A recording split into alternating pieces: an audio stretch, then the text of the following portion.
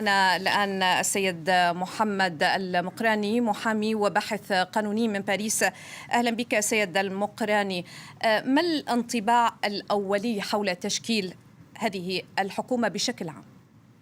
إذا مساء الخير. أولا الانطباع الأول أنها أكثر حكومة يمينية تقريبا منذ عهد الرئاسية لنيكولا ساركوزي في فرنسا. اليوم المفارقة في فرنسا أن على مستوى الانتخابات التشريعية الأخيرة الائتلاف الذي تحصل على أغلبية نسبية هو ائتلاف يساري، لكن الحكومة هي حكومة يمينية.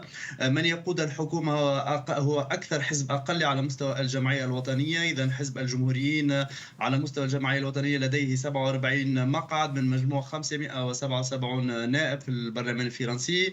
معطى آخر على مستوى 577 نائب. هذه الحكومة لا تحظى مبدئيا حسب التوازنات الأولية إلا ب 244 نائب، وبالتالي هذه الحكومة ستجد صعوبات وستضطر في كل مرة إلى المفاوضة في كل مشاريع القوانين التي ستقوم بتقديمها، ذلك وأن الأغلبية المطلوبة في فرنسا لتمرير القوانين هي 289 نائب. أول امتحان لهذه الحكومة سيكون تمرير الموازنة السنوية للدولة الفرنسية، وبالتالي حسب قول الكاتب الفرنسي ألان دومال التسعة الأشهر القادمة بالنسبة لحكومة ميشيل بارنييه ستكون بمثابة 9 سنوات، حيث أن الرئيس الفرنسي لا يمكنه خلال هذه الفترة حل البرلمان مجددا، وبالتالي يعتقد أن هذه الحكومة ستكون محل تجاذبات سياسية، ولا ندري فعلا إن كانت ستعمر أكثر من هذه المدة. يعني بالنظر إلى مكوناتها السياسية، أسبوعان لتشكيل هذا الفريق الحكومي، هل هو قابل للحياة والاستمرار برأيك في العمل الحكومي؟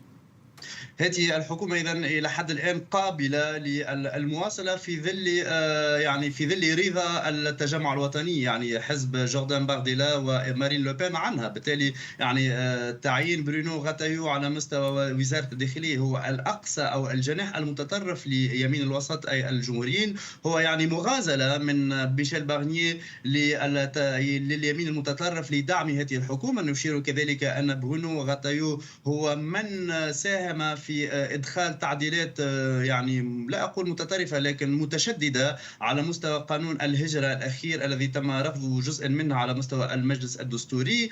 وبالتالي أعتقد أن ما دامت هذه الحكومة سيتم الموافقة على مشاريعها من قبل التجمع الوطني ستواصل عمل. لكن نشير إلى السادة المشاهدين أن في فرنسا لا يتم منح الثقة للحكومة، لكن الخطر هو التصويت على لائحة لوم، وبالتالي مجرد سحب الثقة من هذه الحكومة من اليمين المتطرف سيؤدي بها حتما إلى سيؤدي بهذه الحكومة إلى الزوال. كذلك هي دائما تحت خطر لائحة سحب الثقة من اليسار الفرنسي من الجبهة الشعبية الجديدة، أي لائحة سحب ثقة أي لائحة لوم من الجبهة الشعبية الجديدة. لا ربما قد نجد التقاء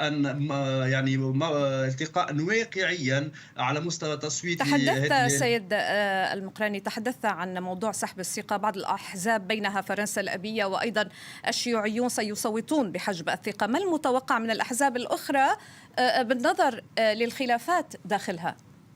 إلى حد الآن تقريبا حسب التشكيلة الأولية تقريبا هنالك الأحزاب اليسارية فقط ستصوت على سحب الثقة، باعتبار أن هذه الحكومة هي تشمل الائتلاف الرئاسي، تشمل انصامبل بور لا ريبوبليك، حزب أفاق، كذلك الحركة الديمقراطية، الجمهوريون، يمين الوسط هو مع هذه الحكومة. تبقى الكتلة الوحيدة المتبقية هي كتلة اليمين المتطرف التي تجمع التجمع الوطني وكذلك النواب المتحالفون مع ريك شوتي الرئيس السابق للجمهوريين. وبالتالي على الأقل في الوقت الحالي لا يمكن التصويت على هذه لائحة اللوم إلا من قبل الوسط. لكن لربما بمجرد تقديم الموازنة أو مشروع الموازنة لربما قد يتم التصويت على لائحة اللوم من قبل اليمين المتطرف، خاصة وأن حسب التعليقات الأولية الوزير الأول الفرنسي ميشيل بارنييه قام بالإعلان عن المحظور بالنسبة بالنسبة للرأي العام الفرنسي، وهو لا ربما إمكانية الترفيع في الضرائب.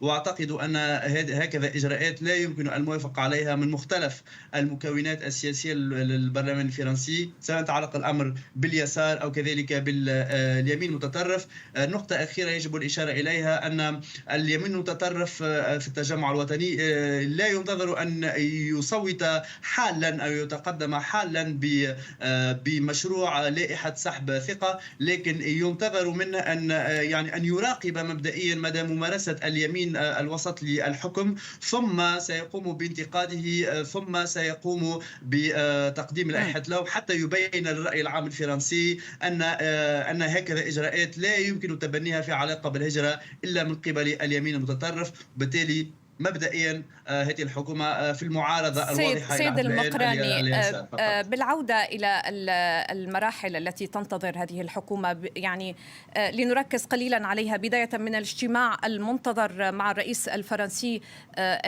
إيمانويل ماكرون ظهر الاثنين.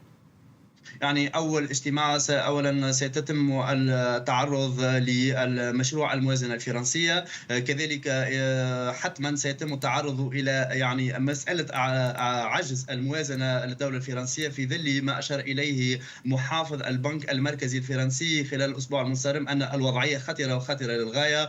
وبالتالي يعني اهتمام الحكومة في الفترة القليلة القادمة سينكب على التوازنات المالية للدولة الفرنسية، ولا ربما في وقت لاحق سيتم التعرض لمسائل أخرى سواء تعلق بالأمر بالهجرة أو بمسائل أخرى، خاصة وأن هذه الحكومة ملتزمة حسب التصريحات الأولية بعدم المساس بالمشاريع الإصلاحات التي تقدم بها إيمانويل ماكرون، وأبرزها مشروع إصلاح أنظمة التقاعد.